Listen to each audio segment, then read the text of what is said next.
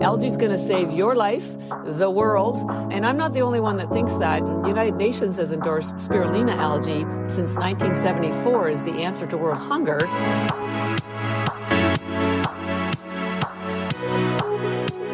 Hello again and welcome to the Live Long and Master Aging podcast. My name is Peter Bowes. This is where we explore the science and stories behind human longevity.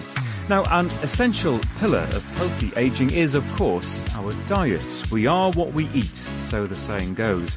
So the thought for some that we could incorporate algae into our daily menu may not sound that appealing, but increasingly algae, you might hear it referred to as algae in some parts of the world, especially here in America. It is seen as a sustainable whole food crop packed with essential nutrients that have the potential to improve immune health, gut health, energy, and yes, longevity.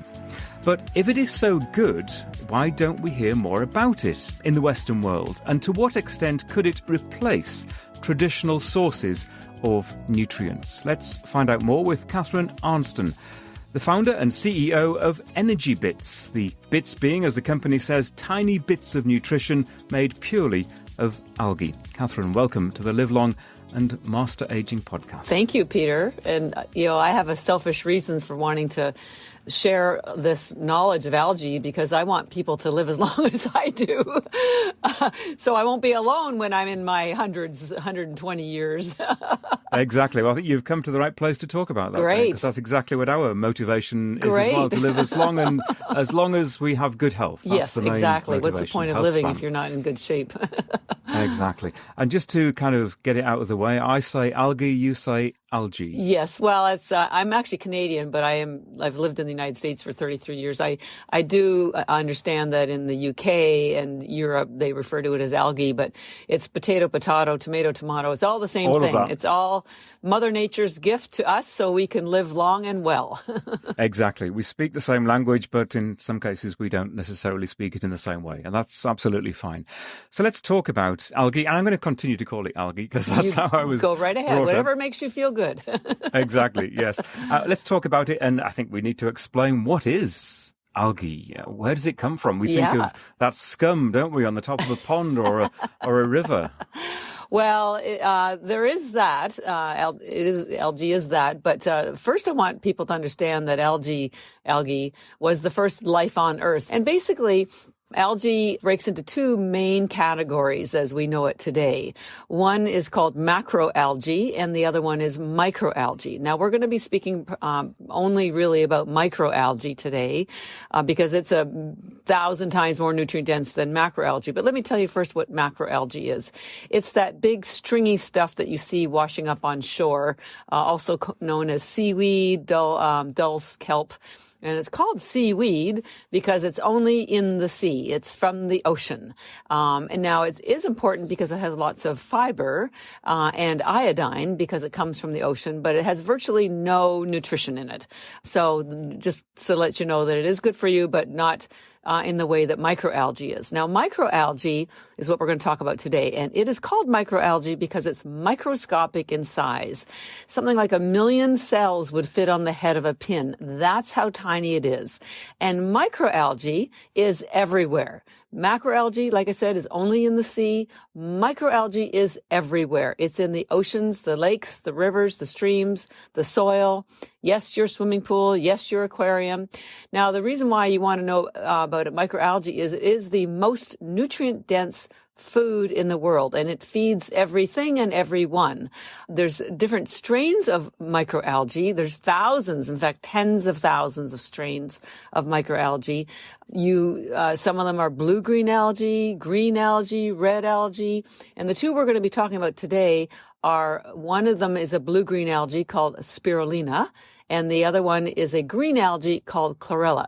Now, before I dig into any deeper explanation about these two algae and why they're the two that you need today to live, to survive, to thrive, I need to be sure you understand that the two I'm talking about, spirulina and Chlorella, are not from the ocean. Yes, there is blue, green, and green algae in the ocean, but they are not spirulina or Chlorella.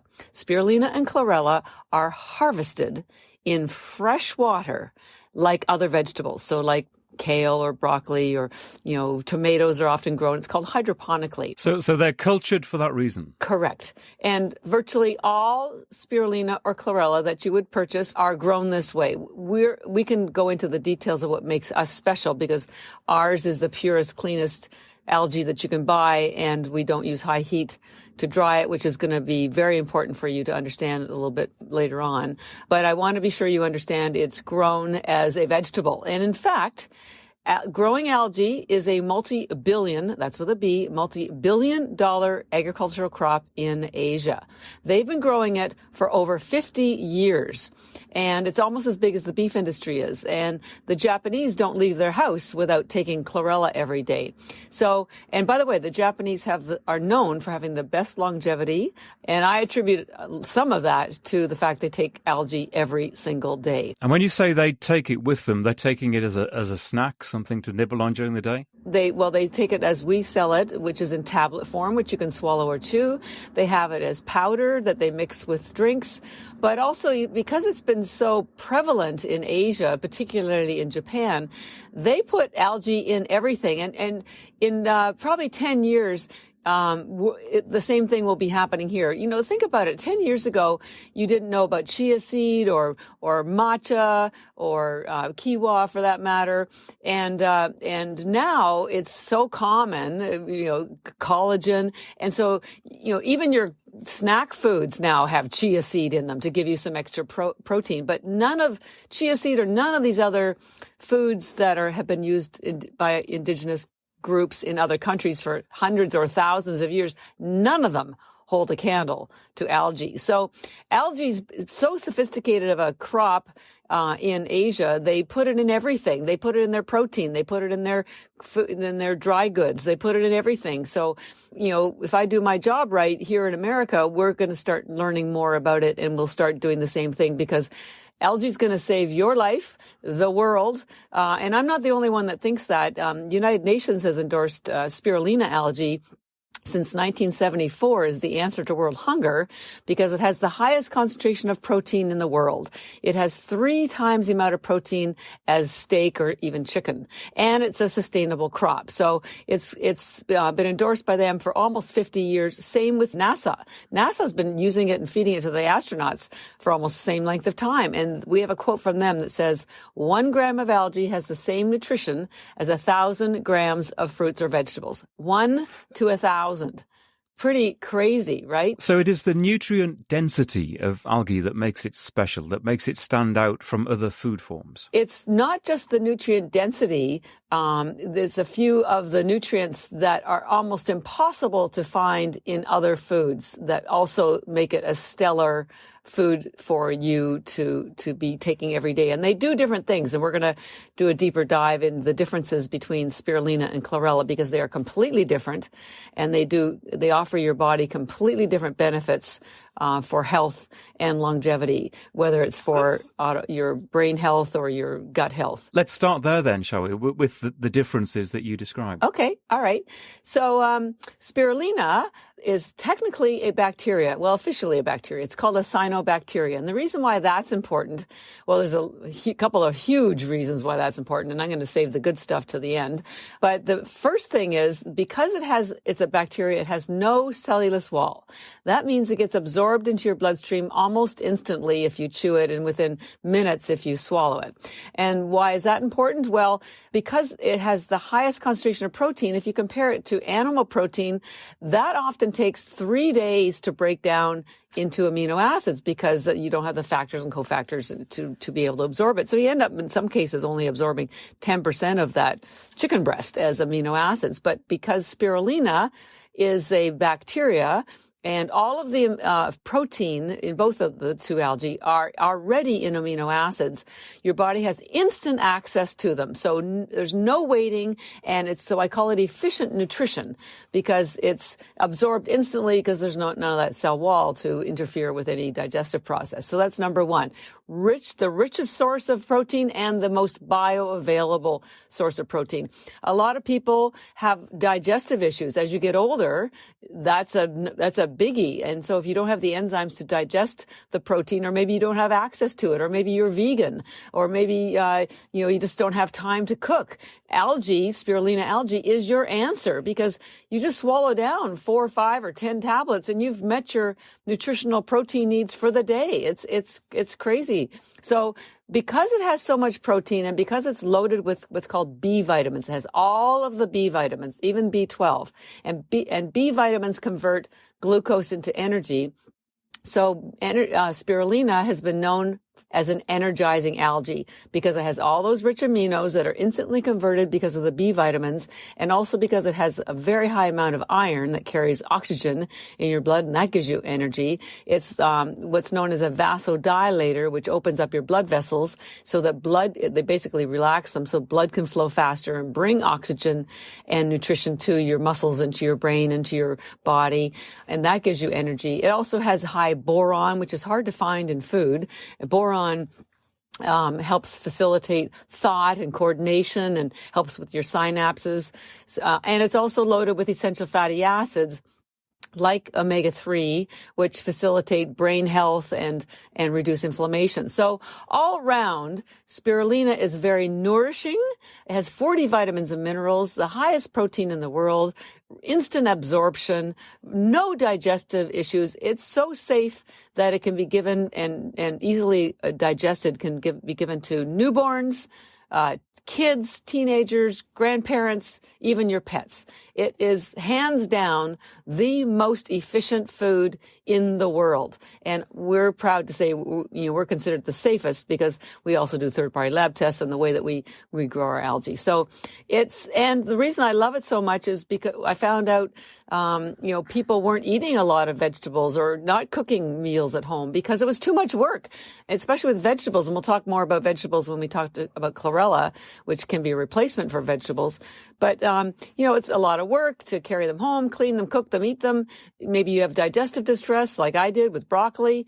None of that happens with algae that are in the tablets. When you say digestive distress, what do you mean with gas, fiber. A lot of people, especially get older, fiber, even though we're supposed to have fiber, it's a problem. But I can't eat cabbage. I can't eat broccoli. There's a lot of foods that I can't, I'm no spring chicken. I'm 65. So I'm probably, very close to the age group that your community is, or some of them anyways. So, I'm right there with you guys. I have the same issues that you have if we eat the foods that, are, a lot of them are recommended for health, but there's always, I don't want to say a dark side to food, but you need to be really careful about what's out there and what your body is telling you when you eat it. Because if you have gas from eating something, then that means, it's either not compatible with your current level of enzymes, and maybe you can either change that, or maybe you just stop eating it. Just picking up on one point that you mentioned there, obviously algae in its food form is small, and by its very nature, you call it tiny. I think for many people, they want something that's actually larger, and the idea of getting nutrition in a pill form, which is what it sounds like, isn't that attractive, and maybe even not that fulfilling as far as the body is concerned.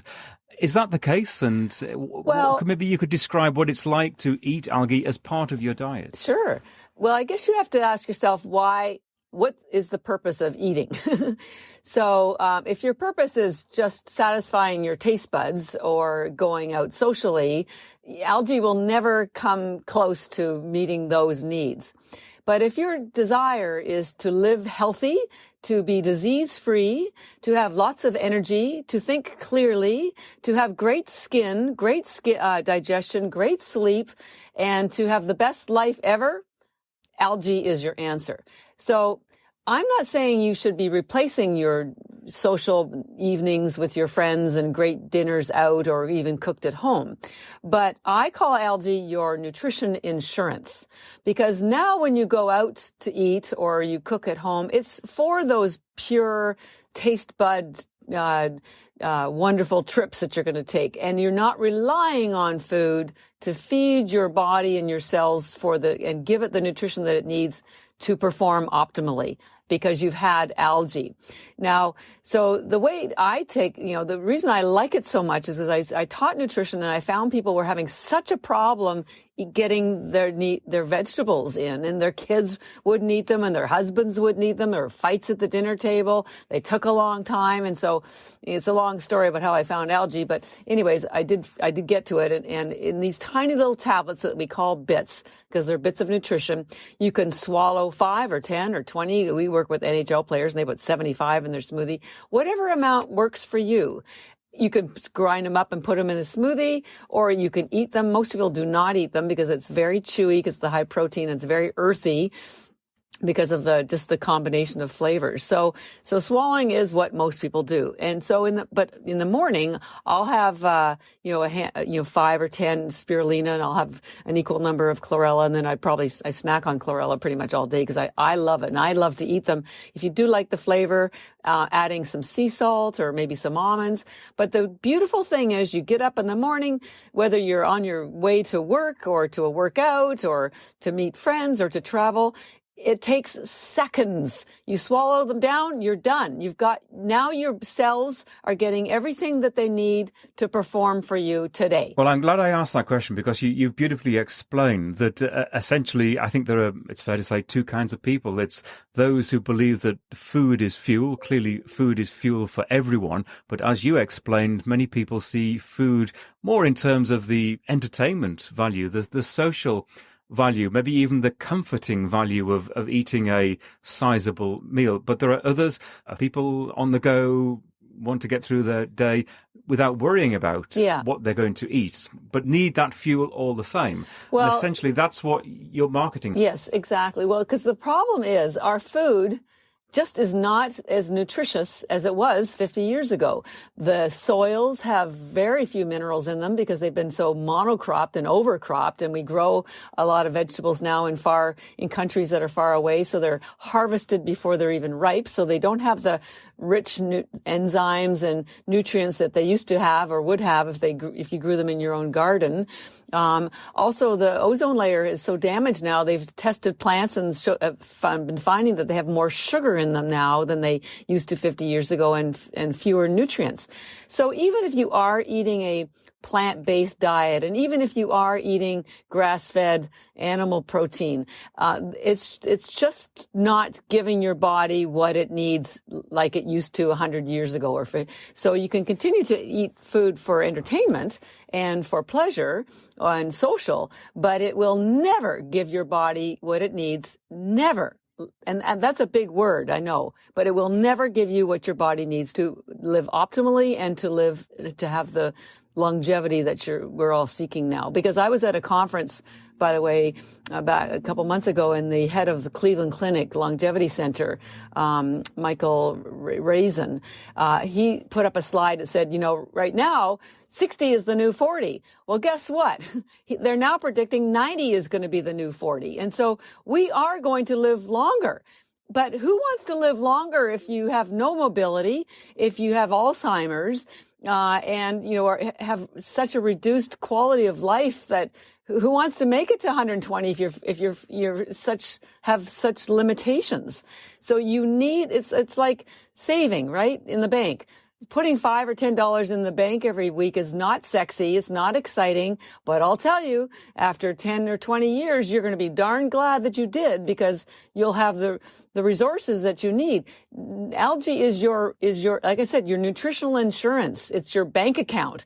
It will keep you living well as you live long. This is the Live Long and Master Aging podcast. Our guest for this episode is Catharine Arnston, the founder and CEO of ENERGYbits. Just before we continue delving into the science, you mentioned that you'd taught nutrition. What I haven't actually asked you so far is maybe if you could give me a little brief potted history of your own career and education. I'm fascinated to know what has brought you to this point. Right. Well, it is it's fascinating story. It's not necessarily funny, because I certainly didn't choose algae. I tell people it chose me. I'm actually Canadian, as I've lived in the United States for 35 years. I have an MBA and I had a career in international business, nothing to do with nutrition, zero. So I know, 15 years ago, I knew as little as anybody probably else did. I was just your average person, knew a little bit of about calories, but that was about it.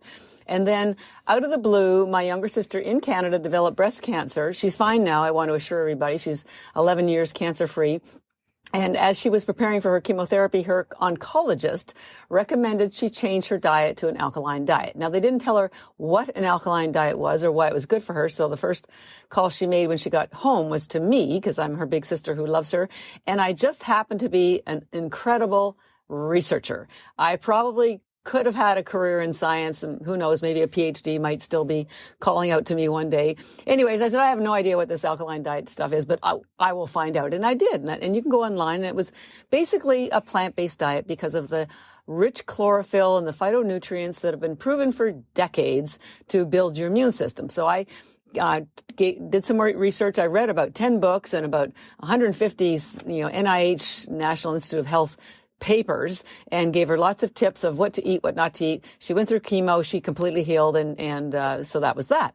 But in the process of helping her, I started reading and learning and understanding about plant-based nutrition. Now, this was 13 years ago. Nobody was talking about plant-based nutrition 13 years ago. So I'm just a passionate person and I love to solve problems. So I thought somebody should tell the rest of the world about this plant-based nutrition stuff. So that, I have no background, no science, zero, but I saw how it helped my sister. I thought I have to help other people. So I gave up my corporate career. I went to a school called the Institute for Integrative Nutrition, which was in New York City. It was just a 1-year certificate on health coaching. So I will admit nothing terribly deep, but I just didn't have time to do a 4-year registered degree in nutrition.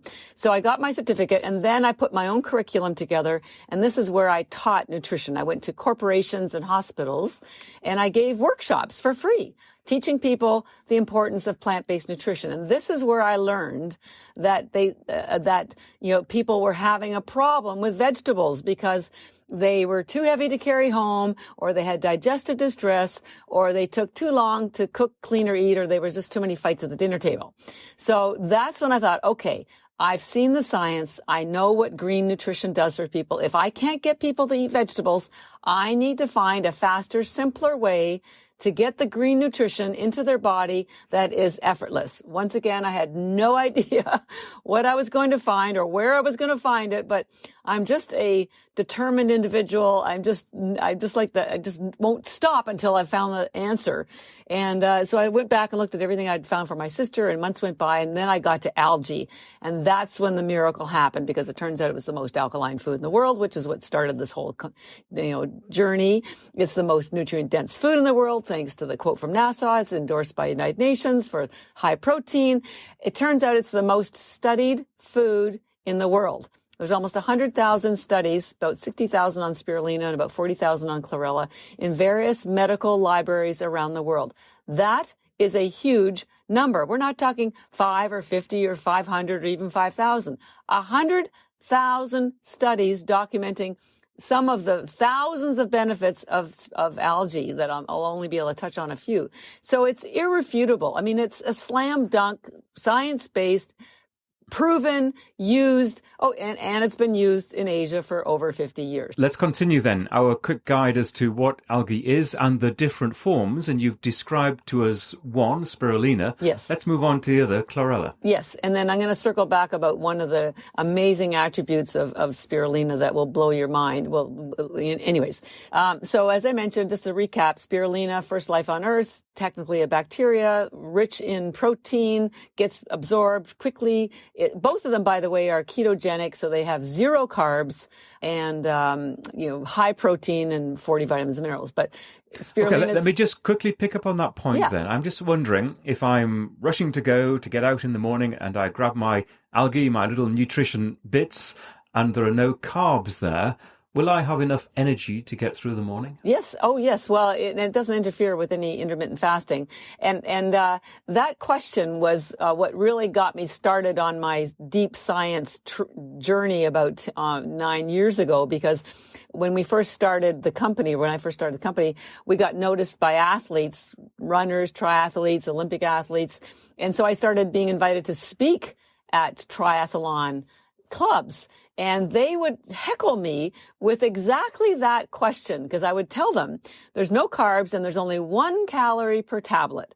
And they said, well, how can something with 1 calorie give me energy? And 9 years ago, I didn't have an answer. I just said, well, I'll have to get back to you on that. And so, here I am, almost 12 years later, and it has nothing to do with calories. It's the metabolic processes that occur in your body that require certain nutrients to function and to allow you to function optimally.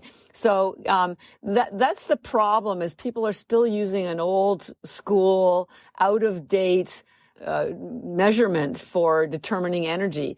Calories are just one of 1,000 variables that determine energy, and that's why they're realizing food is far more than calories. It's a vehicle that communicates with your cells, and if you don't have So for example, something with sugar in it let's say have 10 calories of sugar. Well, that gives you an insulin spike, which causes more free radicals, which cause oxidative stress, which changes the pH of your cell to more acidic, which can attract more cancerous cells, which can kill your cells. Very damaging. On the other hand, let's say you have 10 calories from omega-3.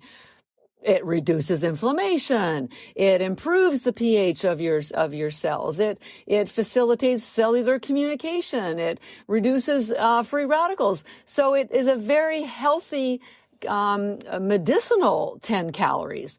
You cannot compare calories to calories. It's so old school, but it's, unfortunately the measurement people are still using. Those athletes then that doubted you, listening to you speak, questioning whether they're going to have the energy to run a marathon or do a triathlon, and I've done several triathlons, maybe that was why the thought occurred to me. Yeah. Did you manage to convert them? Did you get them to try your product, and then did they come back to you and say, well, okay, yeah, you were right?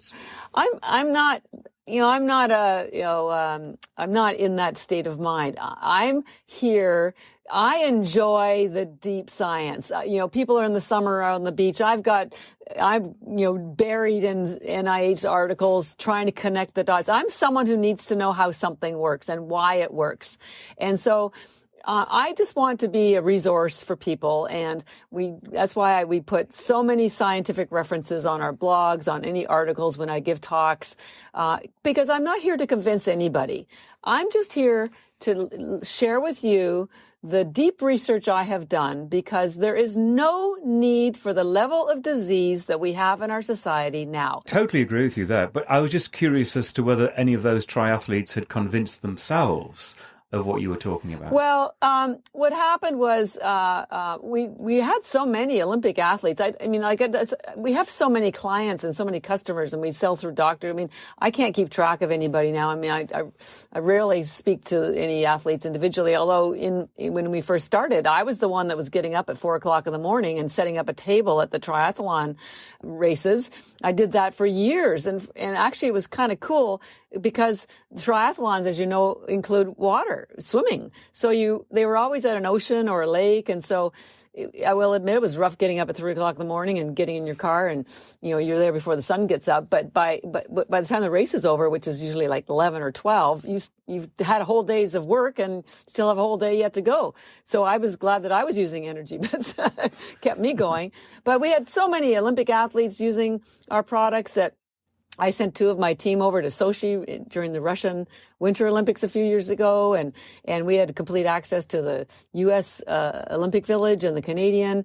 So, and we still fuel 5 or 6 NHL teams. I don't have time to I'm not interested in thumbing my nose at anyone. I'm just like, here, just try it. And the reason why the athletes who were using it and loved it, and you can go on our website, ENERGYbits.com, we still have about 50 testimonials from Olympic and professional athletes, and we don't pay them a dime. Well, that's what I'm curious about. That's what I'd like to hear about, and I'd like to read those. Yeah, yes. yeah. And we get them every day from customers now, but with the athletes, they loved it because the spirulina, as I mentioned, got absorbed so quickly into their bloodstream that it gave them steady energy. So it's not sugar or carbs. So there's no spike and there's no crash. That's number one. Number two, because there is no sugar or carbs or caffeine, it doesn't upset their stomach. Lots of athletes use gels and bars and lots of sugar and carbs, difficult to digest when you're out there doing a sport. So they never had any stomach distress with the algae. Number two, what they never expected, which was what always happened, was the increased focus that they got. You can feel maybe a physical energy from some of these sugary stuff, but they don't improve necessarily your brain and your focus. And as an athlete, when you are fatigued, one of the first things that goes is your focus. And once your focus is gone, it's really hard to stay on point and, cross that finish line. So because of the essential fatty acids, which reduced inflammation, and the boron and the increased oxygen flow from the vasodilation, and the high iron that carries oxygen to your brain, it really facilitated their focus. So we were just about to dive into Chlorella. We got distracted a little bit. Let's talk about Chlorella, what it is, how it differs from spirulina. Sure, and it is easy to get distracted from algae because it does just about everything for everybody. But anyway, so back to Chlorella. So spirulina, first life on Earth. Well, Chlorella showed up about 1 billion years later. And it does belong to the plant kingdom because it does have a nucleus and cellulose wall. Now, it's not technically a plant. It doesn't have any of what's called the anti-nutrients. It doesn't have oxalates or lectins like other plants do. So, but it does, in fact, it's probably called a sea vegetable, but it's very confusing because we don't grow ours in the sea. But let me just circle back on that lectins and oxalates, which, as I mentioned, are proteins that are very sharp and they can damage your stomach lining so that food passes through your stomach lining and gets into your bloodstream and can contribute to all sorts of illnesses, including autoimmune. Now, the reason why plants have lectins and oxalates is because they grow on land. And while they're growing through their evolution, they develop these things to protect themselves because they're poisonous or they taste terrible to the animals too, or to the bugs. So by having lectins and oxalates, they were able to keep predators away so they could continue to thrive as a plant. But you see, algae has never been a land plant. It started and always grows in water. I mean, it does grow in the soil, but it started as a water organism. So it never had to develop lectins or oxalates to protect itself because it didn't have that kind of predator. Algae gives you all the nutrients that you need. It's ketogenic, but it doesn't give you any of the downside. And Chlorella does have a little bit of fiber. Remember, we talked earlier about how some people use algae because they have difficulty digesting fiber. Spirulina has 0 fiber. Chlorella has a little bit of fiber. But let me tell you two important things about that fiber that's in the Chlorella. Number one, that cell wall is the hardest cell wall in the plant kingdom. And all Chlorella, by the way, anyone's listening, in the United States has to be cracked in order to be sold in America. So ours is cracked cell wall, and we'll talk about that in a minute. So that hard cell wall attaches to toxins. It is a chelator. It pulls out everything from lead, mercury, radiation, aluminum. Athletes use it after a workout because it pulls out lactic acid. It also, if you're interested, it detects alcohol as a toxin. So it pulls out wine, beer, spirits. So number one is that hard cell wall on Chlorella is a chelator. It's the best, safest chelator in the world. I try to steer people away from activated charcoal because it pulls out all minerals, and you can end up getting dehydrated because it will pull out maybe too much potassium, magnesium, or sodium. Chlorella will never do that. It only pulls out the toxins. And by the way, It's loaded with the electrolytes. So that's number one about the fiber in chlorella. Number two, because there is that small amount of fiber, it does feed your gut biome. The bacteria create something called short-chain fatty acids. So that and combined with the other big thing about chlorella is chlorella has the highest concentration of chlorophyll in the world. Spirulina has the highest protein in the world. Chlorella has the highest chlorophyll in the world. That's why it's called chlorella, because of the chlorophyll. Chlorella has 500 times more chlorophyll than arugula. It has 1,000 times more chlorophyll than Chinese greens. It has even 25 times more chlorophyll than liquid chlorophyll. And you may say to yourself, so what's so important about chlorophyll? Well, let me tell you, if this was a visual, I would, and you can go online to find this, and we'll send some articles so you can see this. The chemical composition of chlorophyll is virtually identical to the chemical composition of your hemoglobin. Identical. The only difference is hemoglobin has an iron atom in the middle, and that's what carries oxygen in your blood, and chlorophyll has magnesium. That's the only difference. And the reason I point that out is because chlorophyll helps build your blood, because they're virtually identical. And when you have healthy blood, you're going to have a much healthier body, much healthier brain, much healthier everything. Your blood is your freeway of nutrition, and it needs to be healthy, and it needs to be at the pH of 7.34, and chlorella is the best way to do that, because it matches the chemical composition of your blood. So that's number one. Number two, chlorophyll. You're going to hear more, if you aren't already hearing about this, you will. All of your health issues start at the cellular level. And one of the key things for your cellular health is your cell wall permeability.